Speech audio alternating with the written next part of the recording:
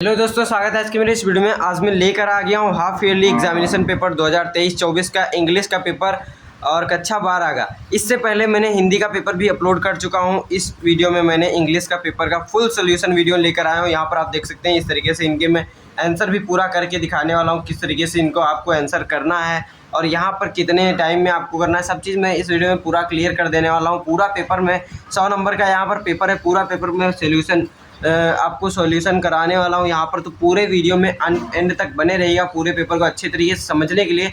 ऐसा ही कुछ exam paper आपके एग्ज़ाम में भी आने वाला है, तो जल्द से जल्द आप इस वीडियो को पूरे तरीके से पूरा अच्छी तरीके से समझ लीजिए, देख लीजिए और इसी तरीके से क्वेश्चन की तैयारी भी आप कर लीजिए, जिससे कि अच्छे से अच्छे मार्क्स आप हाफ ईयरली में अर्जित कर सकें। और यहाँ पर इसी तरीके से इस चैनल पे सभी पेपर के वीडियो अपलोड होते रहते हैं, तो चैनल को सब्सक्राइब जरूर रखिएगा। और वीडियो को आगे बढ़ने से पहले सबसे पहले वीडियो को लाइक कर दीजिए और अपने दोस्तों में भी वीडियो को शेयर कर दीजिए। तो यहाँ पर सबसे पहले हम शुरू करेंगे यहाँ पर पहले क्वेश्चन से। तो यहाँ पर सबसे पहले इनकी नोट लिखी होती हैं, ये नोट पढ़ लिया करिए। तो यहाँ पर सबसे पहले क्या दिया गया है, the first 15 minute are allotted only for reading the question paper, यानी आपको जो पहले 15 मिनट मिले हैं वो केवल आपको प्रश्न पत्र को पढ़ने के लिए मिले हुए हैं। एंड यहाँ पर सेकेंड में आपको नोट में बताया गया है, this question paper is divided into 4 sections A and B and C D. तो इस तरीके से आपका यहाँ पर जो पेपर है 4 सेक्शंस में डिवाइडेड है, A and B and C D, इस तरीके से डिवाइडेड है यहाँ पर।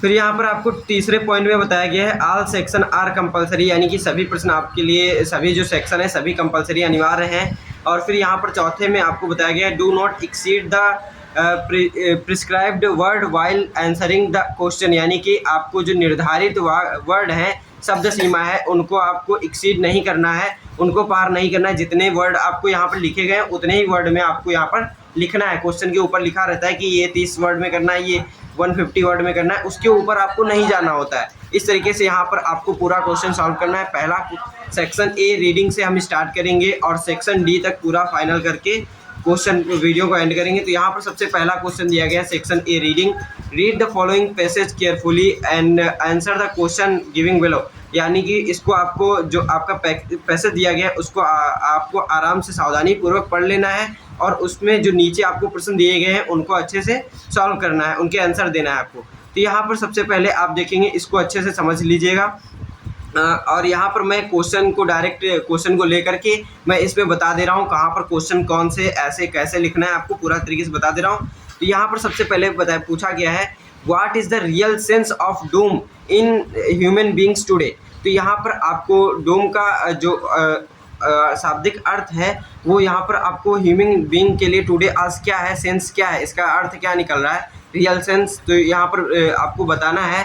तो यहाँ पर सबसे पहला आंसर यहाँ पर मिल जाता है, the real sense of doom in human beings today is not a fear of science, it is a fear of war. तो इस तरीके से यहाँ पर आपको लिख देना है। तो यहाँ से लिखना स्टार्ट करिए, the real sense of doom in human beings today, यानी कि आपको जो क़यामत का जो ह्यूमन बींग्स, यानी कि क़यामत के लिए जो रियल सेंस है ह्यूमन बींग्स यानी कि इंसानों के अंदर आज के दौर पे, तो वो क्या है, वो इस तरीके से आपको बता देना है कि ह्यूमन बींग्स के लिए आज के दौर में ये नहीं है कि साइंस का डर है, साइंस का डर नहीं है, ये आपका जो क़यामत है वो साइंस का डर नहीं है, ये है क्या, it is a fear of war, यानी कि ये आपका युद्ध का डर है, युद्ध का डर है, ये आपका साइंस का डर नहीं है, युद्ध का डर है। फिर यहाँ पर आपको पूछा गया, इस पैसेज में लिखा गया है यही चीज़ें, आपको पूरे जो क्वेश्चन है यहाँ पर इन सभी के आंसर इस पैसेज को पढ़ के देना होता है। तो यहाँ पर आपको यहाँ से मिल जाता है कि ये आपका fear of science, it is a fear of war, यानी कि ये आपका जो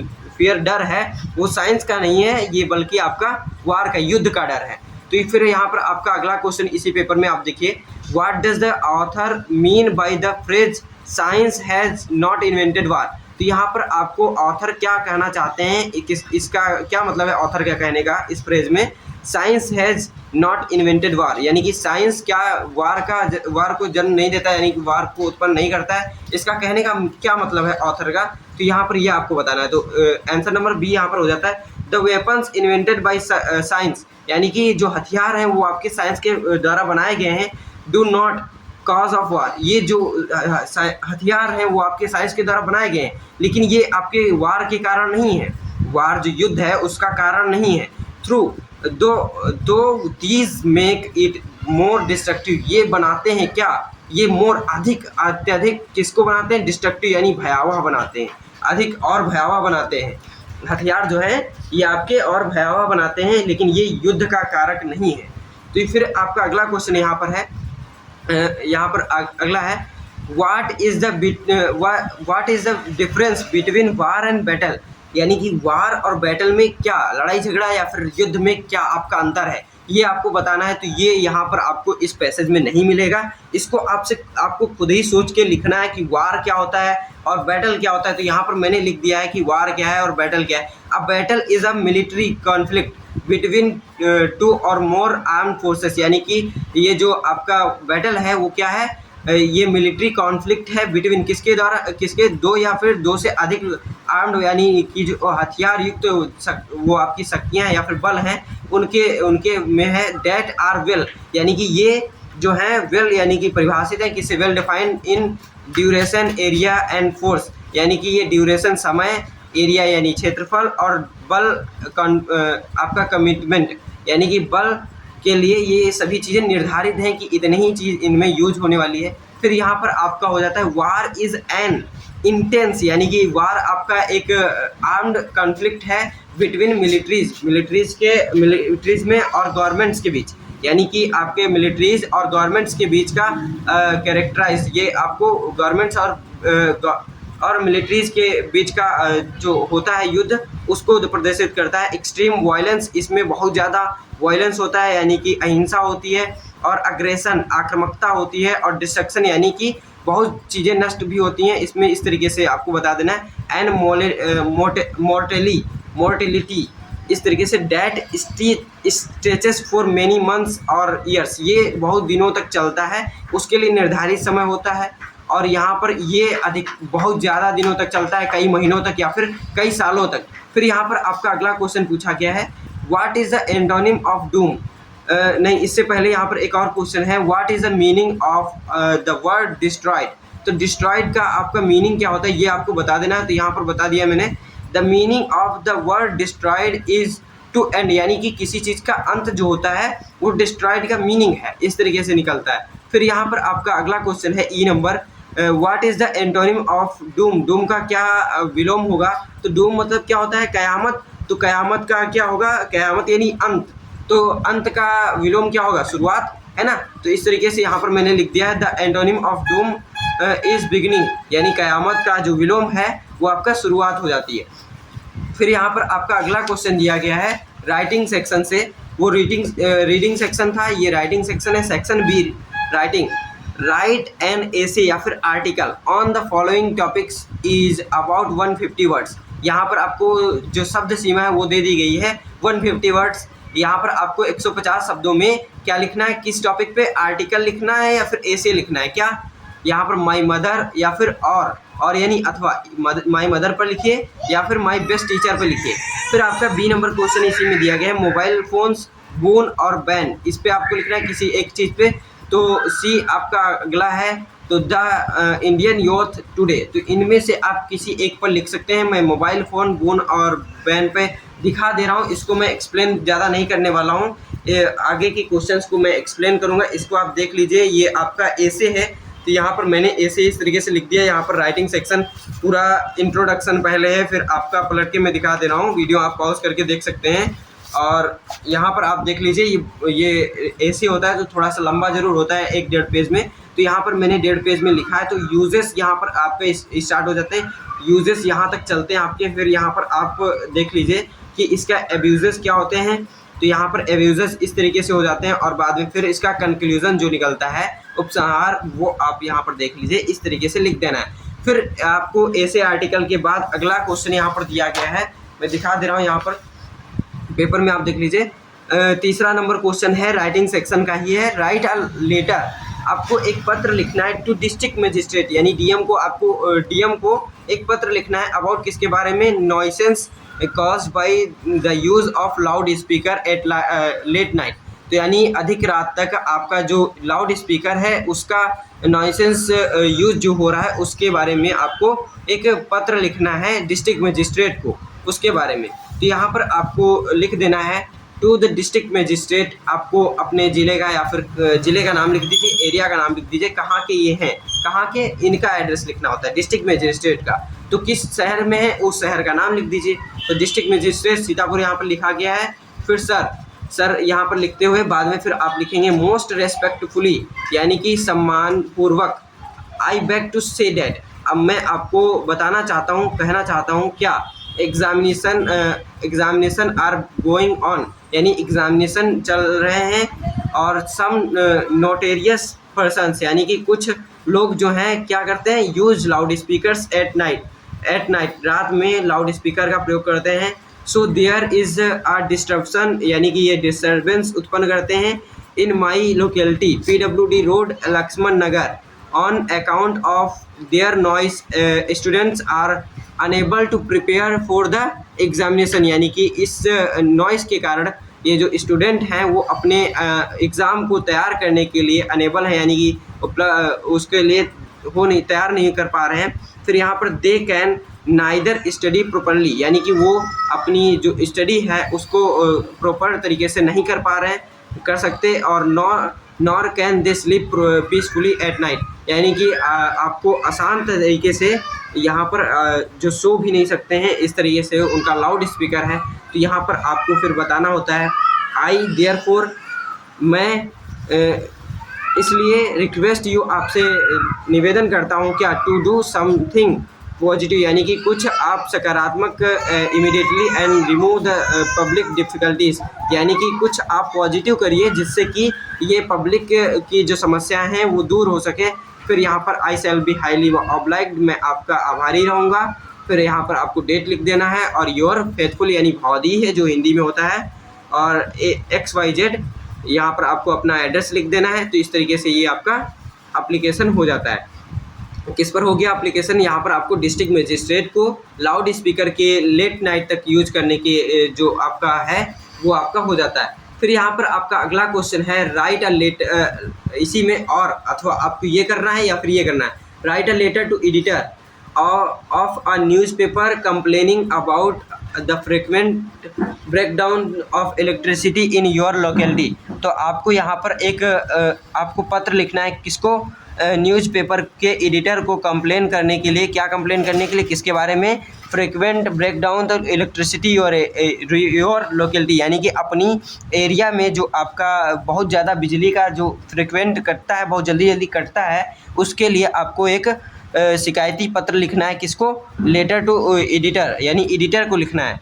तो फिर यहाँ पर इसका मैंने नहीं लिखा है, इसको आप खुद से देख लीजिएगा, नहीं तो आप कहिएगा, इसके लिए मैं अलग से वीडियो बना दूंगा। यहाँ पर सेक्शन C ग्रामर स्टार्ट हो जाता है, इसके मैं क्वेश्चन हल करा दे रहा हूँ।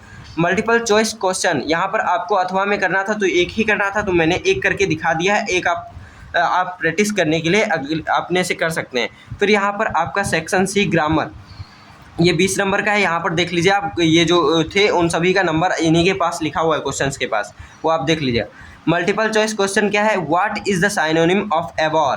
एबॉर का आपका जो पर्यायवाची है या फिर समानार्थी शब्द है वो क्या है, तो डिसलाइक है इसका एबॉर का पर्यायवाची शब्द। यहाँ पर फिर आपका अगला क्वेश्चन हो जाता है what is the antonym of timid. Timid का आपको जो एंटोनिम होगा क्या होगा, तो यहाँ पर आपका टिमिड यानी कमज़ोर होता है, और इसका माने मजबूत होता है, बोल्ड माने ये ताकतवर होता है। तो इस तरीके से बोल्ड इसका सही हो जाता है, और लगभग स्ट्रांग भी यहाँ पर सही लगता है, लेकिन बोल्ड आपका यहाँ पर एकदम सही आंसर हो जाता है, साइनोनिम इसका आपका। फिर यहाँ एंटोनिम है, ये विलोम शब्द है। तो यहाँ पर इस तरीके से this is of all places, तो यहाँ पर क्या भरेंगे, इन तीनों विकल्प में दिया गया है, क्या यहाँ पर भरेंगे, तो यहाँ पर कोल्डेस्ट, यह सभी स्थानों में सबसे अधिक ठंडा है। तो इस तरीके का आपको लिख देना है, this is coldest of all places, तो यह सभी स्थानों में सबसे ठंडा स्थान है। तो इस तरीके से हो जाएगा। फिर यहाँ पर give one word substitute great और लॉन्ग पीरियड ऑफ हिस्ट्री, इसके लिए आपको कोई एक वर्ड यूज करना है जो इसके लिए सही बैठे। तो यहाँ पर आपका इनमें से कौन सा वर्ड हो जाएगा, तो एज जो है ये ग्रेट और लॉन्ग पीरियड ऑफ हिस्ट्री के लिए सही बैठ रहा है। तो यहाँ पर आपको इसको लिख देना है, वन वर्ड सब्स्टिट्यूट करना होता है। तो यहाँ पर आपका अगला क्वेश्चन है E number, the meaning of a black sheep phrase is. तो एक ब्लैक शिप यानी कि काली भेड़ का क्या अर्थ होगा, मीनिंग अर्थ होगा इस फ्रेज का। तो इसमें अ मीन फेलो यानी नीच व्यक्ति, नीच व्यक्ति इसका अर्थ होगा। यहाँ पर एक ऑप्शन आपको ये मिलेगा, a ship that is black, एक भेड़ जो काली है। लेकिन इसका जो सही आंसर है, इसका अर्थ क्या निकालना है आपको, अर्थ अपने से निकालना है, अ मीन फेलो यानी एक नीच व्यक्ति। तो इसका ये एक सही विकल्प हो जाता है। फिर आपका यहाँ पर एफ नंबर क्वेश्चन दिया गया है, चेंज इनटू इनडायरेक्ट स्पीच। यहाँ पर आपको ये दे दिया गया है, इसको ये डायरेक्ट स्पीच है, इनडायरेक्ट स्पीच में आपको इसको चेंज करना है। तो he said let us wait for the teacher, तो इसका मैंने आंसर लिख के लाया हूँ, he said to wait for the teacher, यानी कि उसने कहा चलो करें किसका, टीचर का इंतज़ार करें, टीचर के लिए इंतज़ार करें, वेट करने के लिए कहा है। तो यहाँ पर आपको लिख देना है he said to wait for the teacher, यानी कि उसने कहा टीचर के लिए वेट करने के लिए, इंतज़ार करने के लिए।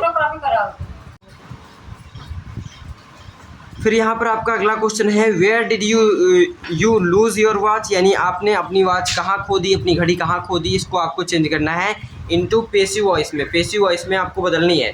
तो यहाँ पर मैंने बदल के दिखा दे रहा हूँ, where your watch was lost, यानी आपकी वॉच कहाँ खो गई थी। तो यहाँ पर आपका इसका पैसिव वॉइस में हो जाता है। फिर यहाँ पर आपका अगला क्वेश्चन है, he is too proud to learn, वह सीखने के लिए बहुत ज़्यादा प्राउड फील करता है, प्राउड करता है। तो इस तरीके से यहाँ पर इसका जो पैसिव रिमूव टू, यहाँ पर रिमूव टू करना है, यानी यहाँ पर टू जो है उसको हटाना है। तो यहाँ पर इसका टू हटाकर बन जाता है, he is so proud to learn, वह सीखने के लिए बहुत प्राउड है, बहुत प्राउड है। तो यहाँ पर इस तरीके से हो जाता है। फिर यहाँ पर was who is the best boy in the class, इसको आपको करेक्ट सेंटेंस में बदलना है, करेक्ट सेंटेंस में बदलना है। Who is best boy, who is a लगा है ना, इसका करेक्ट सेंटेंस हो जाएगा, इज के बाद ए लगा है, ए यहाँ पर नहीं रहेगा, यहाँ पर हो जाएगा who is the best boy in the class, ये आपका सेंटेंस करेक्ट हो जाता है। फिर आपका अगला क्वेश्चन है, cricket is the most popular game, तो इसको आपको बदलना है, पॉजिटिव डिग्री देना है इसको। तो cricket is the most popular game को पॉजिटिव डिग्री देकर यहाँ पर बन जाता है, no other game is as famous is in this country, country का स्पेलिंग कंट्री, ठीक, एज क्रिकेट। तो इस तरीके से यानी कि नो अदर गेम, यानी कि अन्य कोई गेम है नहीं, कैसा, famous, in this country as cricket, cricket के इतना और कोई गेम फेमस नहीं है इस देश में, है ना, कंट्री में। तो इस तरीके से यहाँ पर आपका इसका पॉजिटिव डिग्री मिल जाता है। फिर यहाँ पर आपका अगला क्वेश्चन 5 नंबर दिया, 5वां है, इसका ये 8 नंबर का है, translate the following sentence into English, इसको आपको इंग्लिश में चेंज करना है। तो यहाँ पर मैं इसका इंग्लिश ट्रांसलेट इसको दिखा दे रहा हूँ, और यहाँ पर इसी तरीके से आपके एग्ज़ाम में चेंज होकर आएगा, ये हमेशा बदलता रहता है, हर एक एग्ज़ाम में बदल कर ही आता है, इसलिए मैं इसको पढ़ नहीं रहा हूँ। आपको अगर पढ़ना है तो इसका मैं ट्रांसलेशन दिखा दे रहा हूँ, यहाँ पर मैं दिखा दे रहा हूँ, इस तरीके से लिखा हूँ इसका पूरा ट्रांसलेशन। तो यहाँ पर लिखा गया है वंस अपॉन द टाइम, ये 5 नंबर का ये आपका हो जाता है आंसर। और यहाँ पर फिर आपका सेक्शन डी लिटरेचर, फिर यहाँ से आपका सेक्शन डी लास्ट सेक्शन ये है लिटरेचर स्टार्ट हो जाता है। यहाँ पर आपका 6वां क्वेश्चन पूछा गया है, इसमें 2 क्वेश्चन आपको कोई हल करने हैं, 4-4 नंबर के हैं। यहाँ पर लिखा गया है answer any 2 of the following question, इनमें से आपको कोई भी 2 क्वेश्चन करना है। Is not more than 60 word, यानी कि ये होने चाहिए 60 वर्ड से अधिक नहीं होने चाहिए, 60 वर्ड से अधिक नहीं होने चाहिए। क्या फिर यहाँ पर आपका पहला क्वेश्चन है, what does the writer say about Savita. आप अगर चैप्टर पढ़े होंगे तो उसमें आप पढ़े होंगे कि राइटर जो हैं वो अबाउट किसके बारे में, सविता के बारे में क्या कहते हैं, ये आपको यहाँ पर बताना है। फिर आपका बी नंबर क्वेश्चन है, how is your opinion can Mukesh realise his dream. तो यहाँ पर आपका कैसा ओपिनियन है कि मुकेश का जो रियलाइज़, उसका सपना जो है वो कैसे पूरा हो सकता है। तो यहाँ पर मैंने इसका आंसर लिखा हुआ है, तो इस तरीके से आप इसको देख लीजिए। My opinion for Mukesh realise his dream is that he is belongs to bangle makers on asking Mukesh says I will be a motor mechanic. तो इस तरीके से यहाँ पर आप पढ़ लीजिए, इसको पढ़ने में टाइम वेस्ट में मैं नहीं करना चाहता हूँ, ये हमेशा आप बदल के बना सकते हैं। अगर आप स्टोरी पढ़े होंगे तो अच्छे से आप जितना अच्छा यहाँ पर लिखा है उससे भी अच्छा क्वेश्चन का आंसर आप दे सकते हैं, और ये 60 वर्ड से अधिक नहीं होना चाहिए। तो इसका आपको अत्यधिक ध्यान रखना है। फिर यहाँ पर आपका सी नंबर क्वेश्चन दिया गया है, how did his experience effect him. तो यानी कि कैसा एक्सपीरियंस इफेक्ट हिम करता है, उसके ऊपर प्रभाव करता है। तो यहाँ पर लिखा गया है सी, यहाँ पर आपका सी नंबर दिया गया है, आंसर सी, क्वेश्चन सी था इसीलिए यहाँ पर सी लिख दिए हैं। His childhood miss adventure of nearly, आपका यहाँ पर इसी तरीके से ड्राइनिंग इन द पूल। तो इसको आप अच्छे से पढ़ लीजिएगा। अब मैं बढ़ता हूँ अगले क्वेश्चन की तरफ, उसका मैं सोल्यूशन आपको दिखा दे रहा हूँ। ये सब क्वेश्चन आपके जो किताब है लिटरेचर का उसमें से लिए गए हैं, तो बहुत ही इनको आप अगर चैप्टर पढ़े रहेंगे तो उनको अच्छे से आप दे सकेंगे। नहीं अगर पढ़ें तो यहाँ से क्वेश्चन देखिए और मैंने आंसर लिखकर आपको दिखा दे रहा हूँ, और इन आंसरों को पढ़ लीजिए अच्छे से, आपको पूरा समझ में आ जाएगा। मैंने बहुत अच्छे से ये क्वेश्चन ढूंढ के लिखा है, अच्छे से खोज करके किताब से, जिस तरीके से सबसे अच्छे हो सकते थे उस तरीके से मैंने लिखने का प्रयास किया है। तो यहाँ पर आपका 7वां क्वेश्चन है, इसको आपको 7 नंबर का है ये 7वां क्वेश्चन। 150 वर्ड्स में लिखना है आपको, 150 से कम ही होना चाहिए, भले ज़्यादा नहीं होना चाहिए 150 से।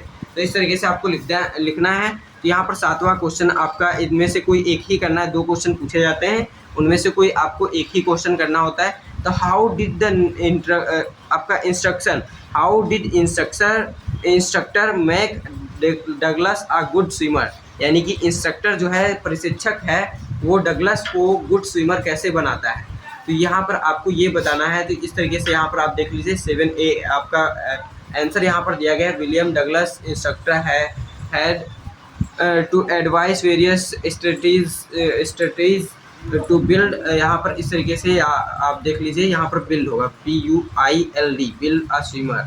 तो इस तरीके से यहाँ पर आपका ये क्वेश्चन का आंसर हो जाता है, उसको आप अच्छे से पढ़कर लिख लीजिएगा और इसका आप तैयारी कर लीजिए एग्ज़ाम की दृष्टि से। फिर यहाँ पर आपका क्वेश्चन नंबर 8 है, यहाँ पर 3 × 2 × 3 = 6, यहाँ पर यानी कि 3 क्वेश्चन आपके पूछे गए हैं 2-2 नंबर के। तो इस तरीके से यहाँ पर आपको एक पैसेज दे दिया गया है, read following lines of poetry, आपका पोइट्री का ये फॉलोइंग लाइन्स हैं, and answer the questions given below it, इनमें से आपको जो क्वेश्चन दिए गए हैं नीचे, ये इनका आपको क्वेश्चन बताना है।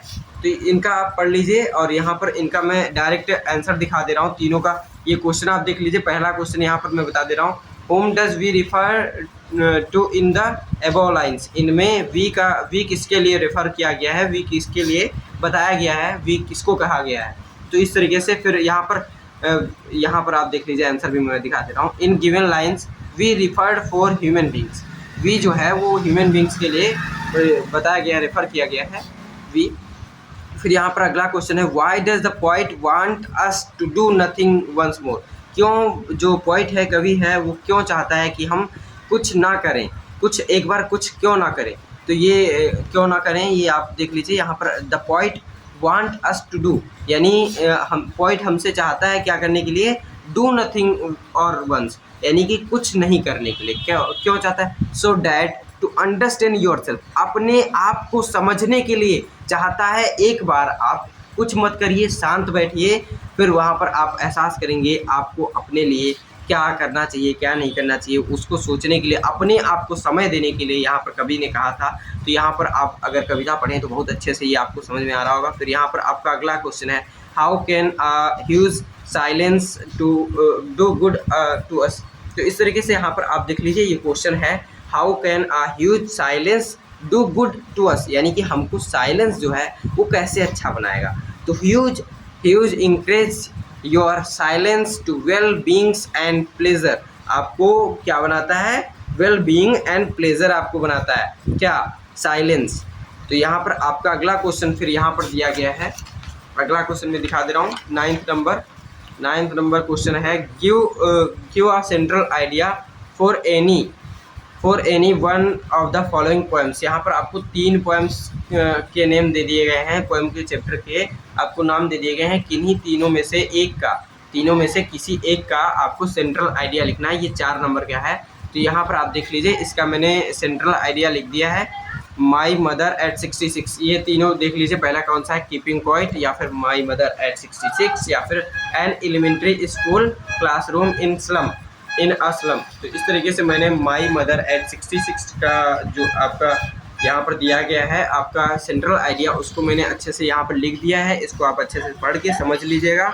बस इस वीडियो में इतना ही, आगे मिलते हैं अगले वीडियो में अपने अगले वीडियो में। तब तक के लिए धन्यवाद। और इसमें मैं बता देना चाहता हूँ कि हिंदी का जो एग्ज़ाम पेपर है उसका मैंने वीडियो अपलोड कर चुका हूँ और इसका जो फुल सोल्यूशन वीडियो है वो आज अपलोड। तो इसी तरीके से मैंने हिंदी का अर्धवार्षिक परीक्षा का जो एग्ज़ाम पेपर है उसको मैंने वीडियो अपलोड भी कर चुका हूँ और इसमें कुछ क्वेश्चंस मैंने छोड़ दिए थे जो अगले वीडियो में पूरा फुल सॉल्यूशन के साथ पूरे क्वेश्चन का अच्छे से अच्छे सॉल्यूशन मैं इस अगले वीडियो में लाने वाला हूं। तब तक के लिए चैनल को जल्द से सब्सक्राइब रखिएगा, बेल आइकन भी ओपन कर दीजिए जिससे कि वीडियो नया पढ़ते ही आपको नोटिफिकेशन मिल जाए। तो मिलते हैं अपने अगले वीडियो में, तब तक के लिए धन्यवाद।